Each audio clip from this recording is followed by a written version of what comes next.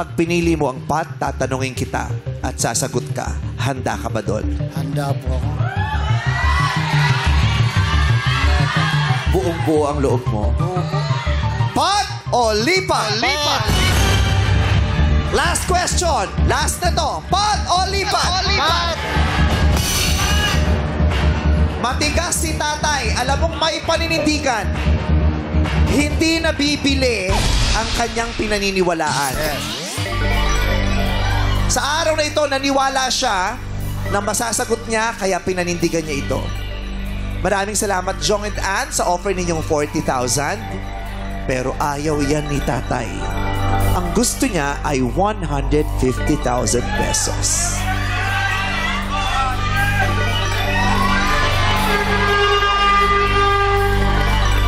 Isigaw niyo ang pagsuporta niyo para kay Tatay Bonjing!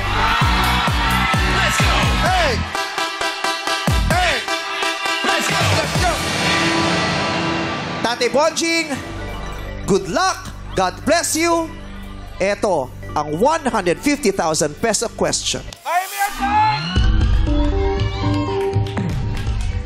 Makinig ka, tatay.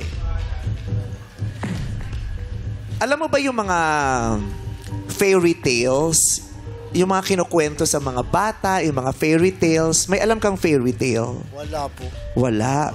Di mo alam yung mga kwento na may kinalaman sa mga prinsesa, hari, reyna? Wala po. Kung ganun, di po ako mahilig manood ng ganun kasi. Pero wala kang kilalang mga Disney characters, mga Sleeping Beauty, hindi mo alam yan? Yun, Beauty and the Beast. Beauty and the Beast, pwede. Ano pang alam mo ng mga ganyang kwento, ng mga fairy tale? Beauty and the Beast, Sleeping Beauty, ano pang mga alam mo? Ano? Yung mga, mga cartoon movies lang na nasa TV. Yung mga Cinderella, alam mo yan? Mga Dragon Ball lang. Dragon Ball, pwede. Dragon Anime. Anime. Adukin. Oo, adukin. Si Cinderella, kilala mo? Kilala kasi, naman yun, nasa kalsada lagi. Si Cinderella?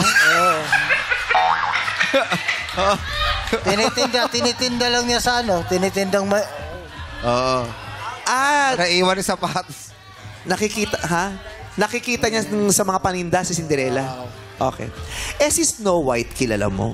Narinig mo na ba si Snow White? Opo. Narinig mo na si Snow White? Ipapaalala ko sa iyo kung sino si Snow White. Si Snow White ay isang Disney princess na may kaibigan na 7 duwende. Ayan, alam mo na. Meron siyang kaibigang 7 duwende. Galit na galit sa kanya yung stepmother niya na mangkukulam. Gusto siyang lasunin, di ba? Gusto siyang lasunin ng kanyang stepmother. At ang ginamit ng kanyang stepmother para lasunin siya ay isang prutas. Pinakagat siya ng prutas para malason siya at makatulog. Alam mo yung storyang yon, di ba? Ang tanong ko sa iyo, tatay, anong prutas ang kinagat ni Snow White at nalason siya? Wait lang po. Isipin mo. Anong prutas? Di ko alam kung may tinda ka niyan.